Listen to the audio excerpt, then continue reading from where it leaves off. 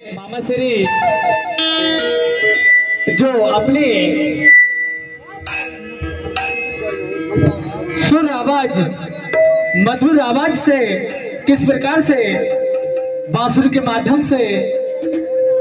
कोयल सी आवाज निकालते हैं गोल्ड गीत गायक मनोज साहब मरावी जी। तो पुनः कहना है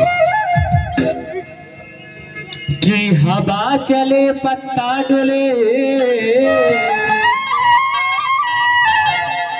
हिले गई पवन झको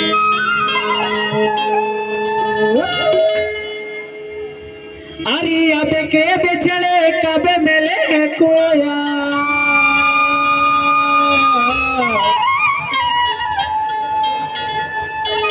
यही बड़ा दिल का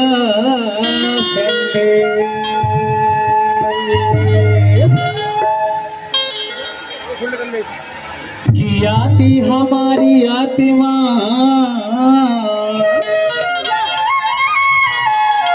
कि हरिंद हमारा अरे अलग हमारा इष्ट है कोया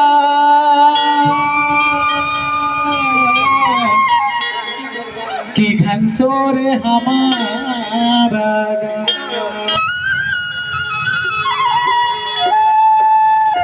तो लीजिए सगाजन साथी सभी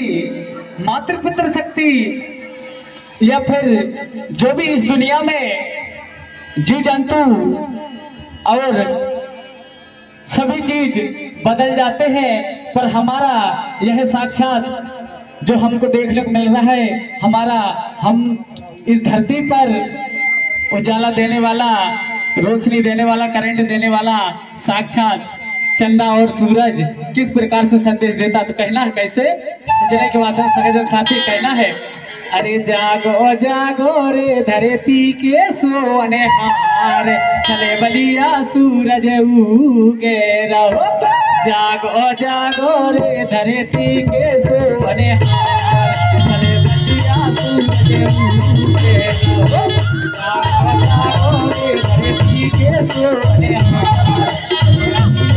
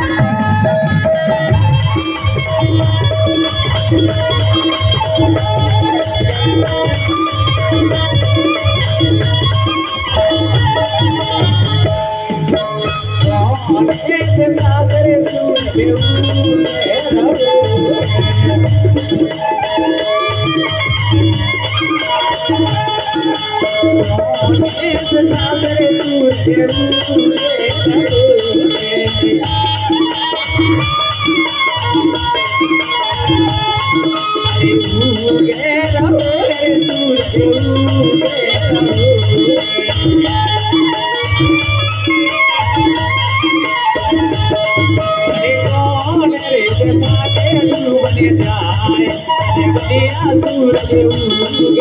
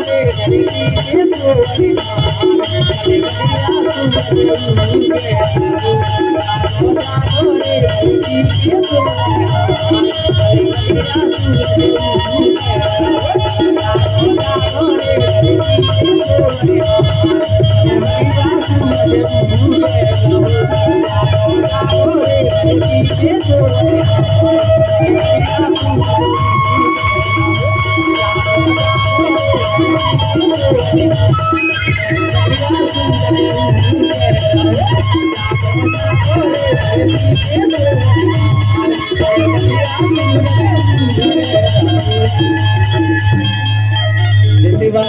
जय बलदेव, जय गढ़वाना।